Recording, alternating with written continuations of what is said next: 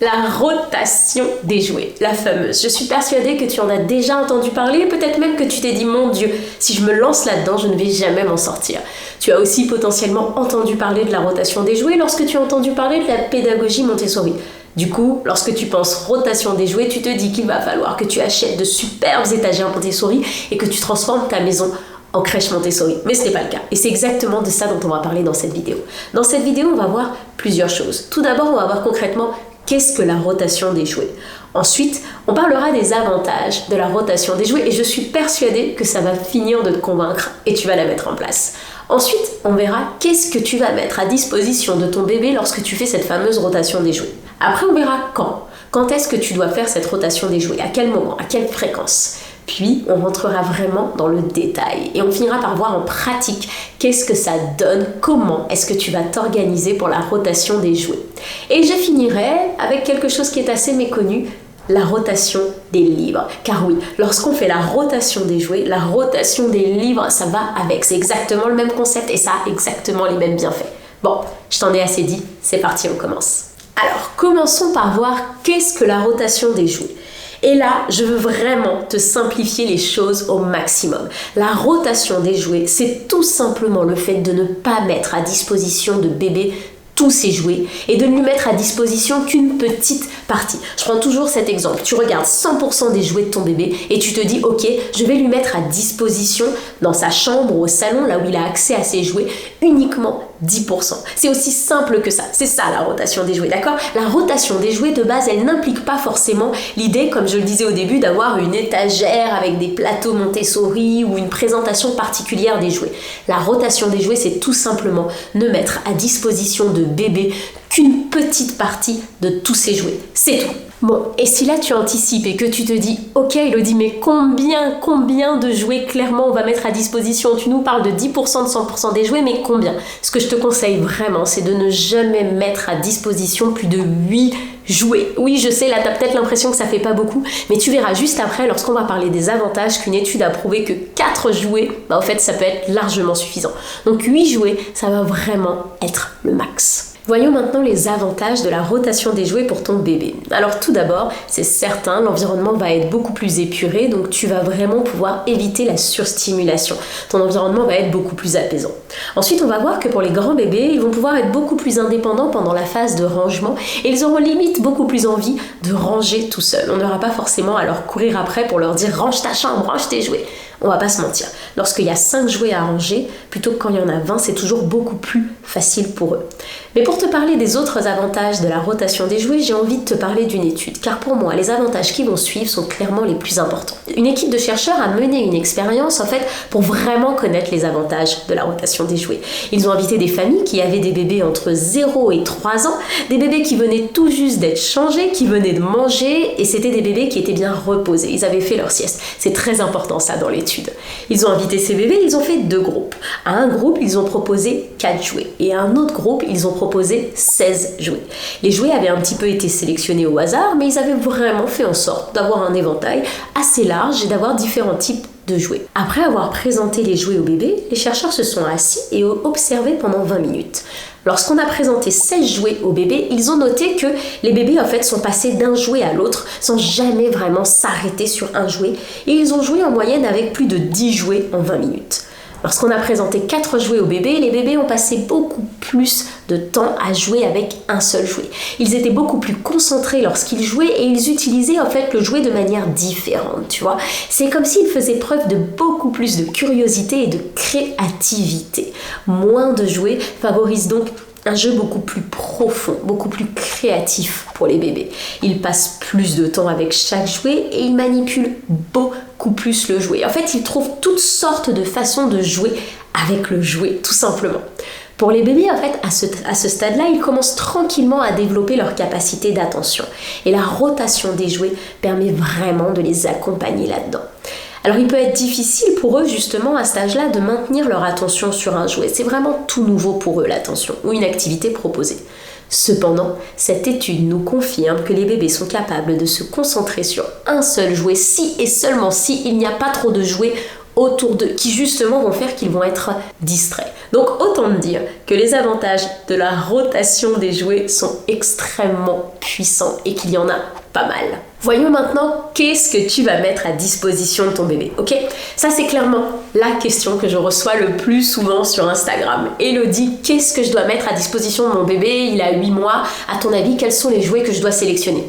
Et là, je t'arrête, d'accord? Je t'arrête. Si tu vois une liste sur Internet ou n'importe où qui te dit ton bébé à tel âge met à disposition telle chose, fuis, d'accord? Parce que potentiellement, là où ton bébé il va être sur le développement moteur à 8 mois, peut-être que le bébé de ta voisine il sera sur la motricité fine. Et l'idée, c'est vraiment que tu puisses mettre à disposition de ton bébé des jouets qui lui correspondent. Pour cela, avant de commencer la rotation des jouets, je te conseille de faire tout simplement une phase d'observation. Cette phase d'observation, elle est très simple. Tu vas sélectionner peut-être 8 jouets, d'accord? 8 jouets que ton bébé connaît déjà. C'est très important. Si parmi les 8 jouets, il y a des jouets neufs, tu vas biaiser l'expérience parce que naturellement, les bébés vont aller vers ce qu'il y a de neuf, ce qu'ils ne connaissent pas pour l'explorer. Donc ça sera 8 jouets que bébé connaît déjà. Si tu as vraiment envie de partir sur des jouets neufs, il va falloir que tu présentes 8 jouets neufs. Et puis tu vas te mettre en arrière, tu vas reculer et tu vas observer ton bébé. Et tu vas noter sur quoi est-ce qu'il s'arrête, d'accord? Qu'est-ce qui, en fait, lui génère peut-être de la frustration. Et du coup, tu te diras, mince, ça c'est trop compliqué pour lui, c'est pas le moment. Sur quel jouet est-ce qu'il s'attarde à peine 2 secondes? Et du coup, là, tu te diras, ok, ça c'est peut-être trop facile, il l'a mis de côté parce qu'en fait, c'est pas forcément, comme je le dis toujours, dans sa zone proximale de développement. Et qu'est-ce qui, à l'inverse, a suscité sa curiosité? Il est resté un peu longtemps. Il s'est challengé, il a essayé de tortiller le jouet dans tous les sens. Qu'est-ce qui a vraiment suscité son attention? D'accord? Vraiment. En fonction de l'âge de ton bébé, pour les grands bébés, tu verras que peut-être qu'il est devenu hyper créatif avec le jouet et qu'il a commencé à jouer avec le jouet de différentes manières. Pour les petits bébés, ça va tout simplement être le fait de rester longtemps en train de manipuler le jouet. D'accord? Donc, fais cette petite phase d'observation et je veux que tu fasses cette phase d'observation à plusieurs moments. D'accord? Et quand je dis à plusieurs moments, c'est que en fait, les bébés, ils sont comme nous. Il y a des moments où c'est pas le moment. Il y a des moments où ils n'ont pas envie. Donc, on va vouloir s'assurer qu'on a bien les bonnes informations et que c'est pas juste parce qu'en fait, bébé a rejeté un jouet parce qu'on n'a pas proposé le jouet à un bon moment. Donc, tu vas essayer de faire ce petit exercice d'observation 3 fois minimum et à 3 moments différents. Moi je dis toujours que c'est bien de faire cet exercice d'observation soit le matin, soit après une sieste, mais d'éviter vraiment la fin de journée. D'accord? Donc tu vas le faire 3 fois à 3 moments différents et tu vas retenir. Ok, mon bébé en ce moment il est plus dans une phase de motricité fine. Mon bébé en ce moment il est vraiment dans l'encastrement. Donc il faudrait peut-être que dans la rotation des jouets, je lui mette à disposition des jouets d'encastrement. Ok. Mon bébé, ça l'a pas forcément intéressé, il est plus dans le développement moteur. Donc je vais voir ce que je peux lui mettre à disposition qui va justement matcher avec ses besoins actuels, qui est juste un besoin de bouger, d'accord? Cette phase d'observation, elle est primordiale. Si tu ne fais pas cette phase d'observation, ce qui va se passer, c'est que tu vas faire la rotation des jouets, tu vas mettre à disposition de ton bébé peut-être 6 jouets, et en fait, ça va pas marcher. Ça va pas marcher et tu vas avoir l'impression qu'il n'a pas assez de choses à disposition. Et tu vas venir et me dire, mais Elodie, moi j'ai mis à disposition mon bébé 6 jouets, j'ai fait la rotation des jouets, mais au bout de 2 minutes, il s'est ennuyé, il est venu vers moi et il m'a demandé énormément d'attention. Oui, et bien là, il faut revoir ce qu'on lui a mis à disposition et il faut revenir sur cette phase d'observation. D'ailleurs, toutes les fois où tu auras l'impression que ce que tu as mis à disposition de bébé ne lui correspond plus, reviens sur cette phase d'observation. Voyons maintenant à quelle fréquence est-ce que tu dois faire cette fameuse rotation des jouets. Alors, je le dis toujours et on le voit un petit peu partout lorsqu'on fait des recherches sur la rotation des jouets, que c'est bien en fait de tourner et de changer les jouets toutes les 2 semaines. Cependant, à cela, je vais mettre 2 bémols. Le premier bémol, c'est la saison, d'accord? Est-ce qu'il fait beau? Est-ce que vous passez énormément de temps dehors? Ou est-ce qu'à l'inverse, il pleut tout le temps en ce moment chez toi et du coup, vous passez énormément de temps à l'intérieur. Si c'est l'été et que vous passez tout votre temps dehors ou que tu as la chance de vivre dans un pays où il fait beau la plupart du temps, et bien en fait là tu vas vraiment prendre le temps dans ta rotation des jouets et tu vas vraiment changer tes jouets vraiment toutes les 2 semaines, d'accord? Tu voudras pas changer tes jouets avant parce que potentiellement les moments où ton bébé se retrouve avec ses jouets sont assez rares puisqu'il passe plus de temps à l'extérieur, donc t'es tranquille, tu peux lui laisser les jouets à disposition minimum 2 semaines.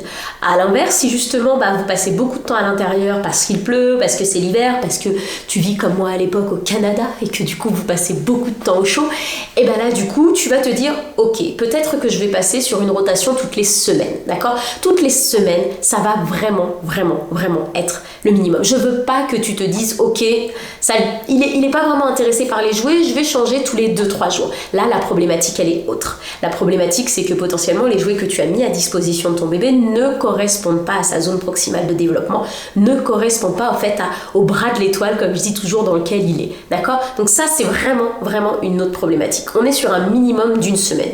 La deuxième chose que je veux que tu prennes en compte lorsqu'il s'agit de mettre en place une rotation des jouets et de choisir la fréquence, c'est est-ce que bébé est gardé à la maison ou est-ce qu'il est gardé à l'extérieur? Pareil, s'il est gardé à la maison, là, tu voudras faire la rotation des jouets toutes les semaines. À l'inverse, s'il est gardé à l'extérieur et que du coup, il passe beaucoup moins de temps avec ses jouets, tu voudras faire la rotation des jouets toutes les 2 semaines. D'accord? C'est vraiment les 2 critères importants à prendre en compte. Le temps qu'il fait dehors, est-ce qu'on passe beaucoup de temps à l'extérieur? Et est-ce que bébé passe beaucoup de temps à la maison? Est-ce qu'il est gardé à la maison ou non? Alors voyons maintenant qu'est-ce que ça donne en pratique, car c'est souvent à ce moment-là où on se dit « Oulala, moi je vais pas me lancer dans la rotation des jouets, ça va être l'enfer ». La première chose que tu vas faire, c'est que tu vas décider de la façon dont tu veux ranger les jouets qui ne vont pas être utilisés, d'accord? Et là, tu as vraiment énormément de solutions, parce qu'on me dit souvent « Oui, mais moi, Elodie, j'ai pas l'espace ». Ok, on va voir ça tranquillement. La première chose, et c'est la solution pour laquelle j'ai opté, c'est tout simplement d'aller acheter des caisses de rangement. J'ai acheté les miennes tout simplement chez Ikea, il y en a littéralement partout. Des caisses de rangement, d'accord? Tu peux même en trouver en ligne, tu vas acheter des caisses de rangement.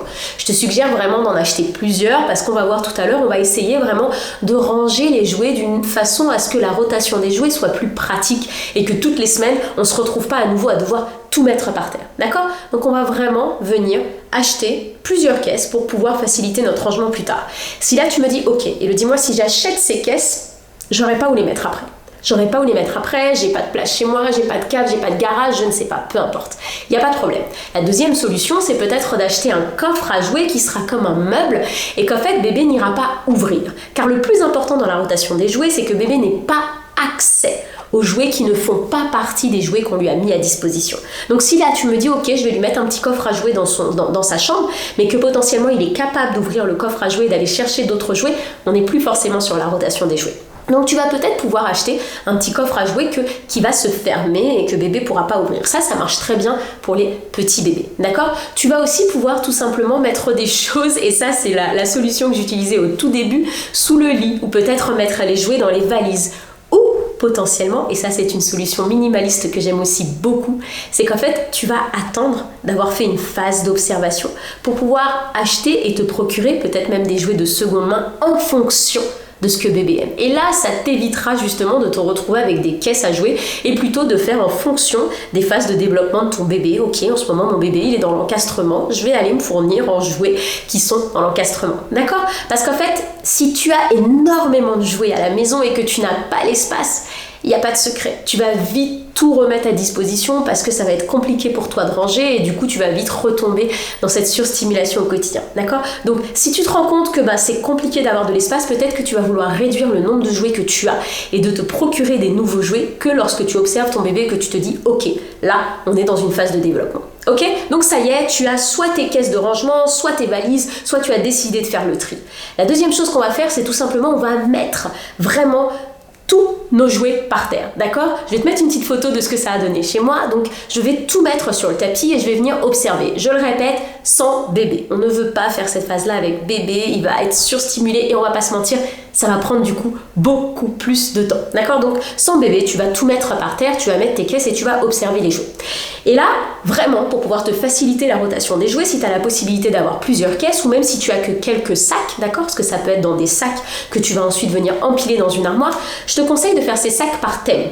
Par exemple, motricité fine, par exemple, encastrement, par exemple, pour les plus grands, puzzle. Tu vas aussi pouvoir avoir une caisse, moi j'aime bien cette caisse pour les plus grands à partir de 2 ans, la caisse des jouets qui vont être en lien avec l'imagination. Donc tout ce qui va être petit bonhomme, voiture, qui va faire que bébé va jouer avec son imagination. Tu vas aussi peut-être avoir une caisse sur le développement moteur, avec des petits accessoires pour les parcours moteurs, etc. Tu vois, tu vas aussi avoir une caisse pour tout ce qui va être activité créative. Tu vois, peut-être avec des crayons de couleur, des feux, des feuilles, de la peinture, etc. D'accord? Donc fais vraiment des caisses par thème, c'est vraiment ce qui va te permettre de te soulager le jour où il va falloir faire cette fameuse rotation des jouets. Autre chose, lorsque tu vas faire la rotation des jouets et que tu vas par exemple ranger les jouets de la rotation précédente, si tu as remarqué qu'il y a un jouet en fait que ton bébé n'a pas du tout regardé et que tu te dis bon bah en fait ça l'intéresse pas, je vais complètement m'en débarrasser, je vais le revendre, etc. Non, stop, d'accord? Garde-le et vois si tu peux pas lui reproposer à nouveau dans une ou deux rotations des jouets, d'accord? Car les bébés évoluent et la façon en fait dont ils exploraient un jouet un jour est complètement différente de la façon dont ils vont explorer un jouet 1 ou 2 mois après. Donc on le garde et on le représentera 1 ou 2 fois pour voir vraiment si en fait bébé n'a pas à nouveau un petit attrait pour ce jouet là. Dernière chose importante sur l'organisation de la rotation des jouets.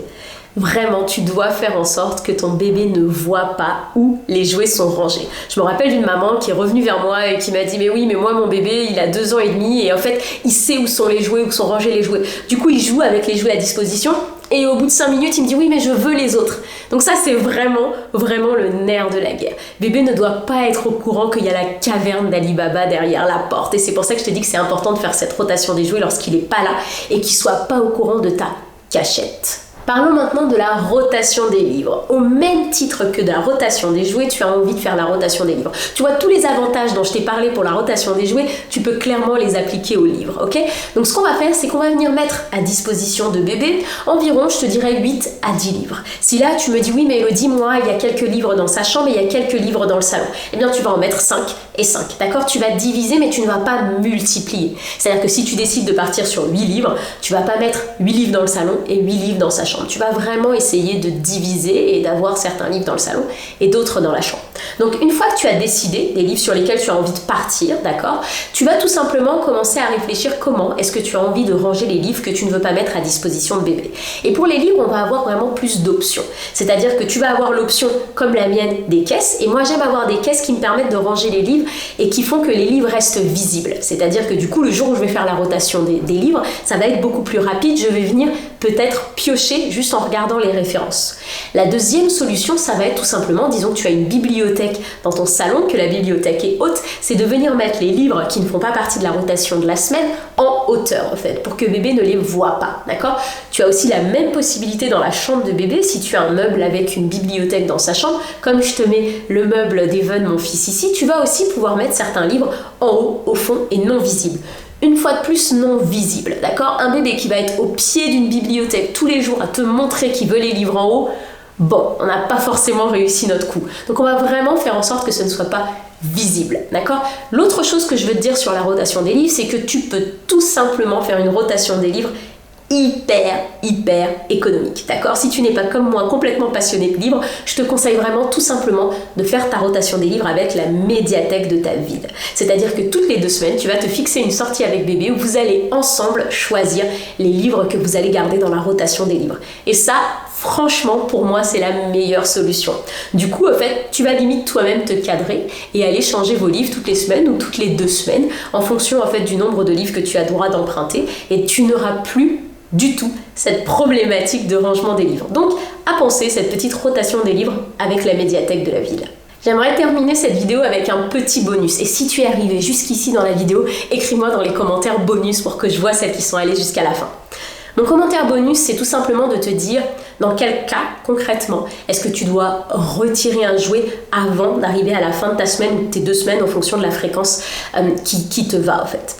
La première chose, c'est que tu veux retirer un jouet avant si ce jouet génère de la frustration. D'accord? Si ce jouet est trop compliqué, qu'à chaque fois que ton bébé joue avec, en fait ça lui génère énormément de frustration, il finit par le jeter et ça finit toujours mal, on enlève. Les jouets trop difficiles, les jouets du coup qui vont générer de la frustration, c'est vraiment pas une bonne idée pour bébé et surtout pour les grands bébés, c'est des jouets qui vont avoir tendance à provoquer énormément de tempêtes émotionnelles. Donc ça, on va prendre la liberté de venir tranquillement les enlever et si on sent qu'on a envie de combler, on va venir les remplacer par un autre jouet. D'accord? La deuxième raison qui pourrait faire que tu te dis j'ai pas envie d'attendre. J'ai pas envie d'attendre les 2 semaines. Ce jouet-là, ça ne va pas. C'est un jouet qui serait trop facile ou pour lequel bébé n'aurait aucun intérêt. C'est-à-dire que littéralement, ça fait plus d'1 semaine que le jouet est posé sur le meuble et bébé, il s'est jamais arrêté. Il s'est jamais arrêté en fait. Le truc, limite, il est encore posé, il est tout beau et il commence à prendre la poussière. On va l'enlever. Ça n'a pas forcément d'intérêt et en fait, limite, tu vas pas pouvoir le compter dans les jouets que tu as mis à disposition. Bon, ça y est, je pense qu'on a fait le tour. J'espère que ça y est, tu es convaincu et que tu vas mettre en place cette fameuse rotation des jouets. Je te dis à très bientôt pour une prochaine vidéo.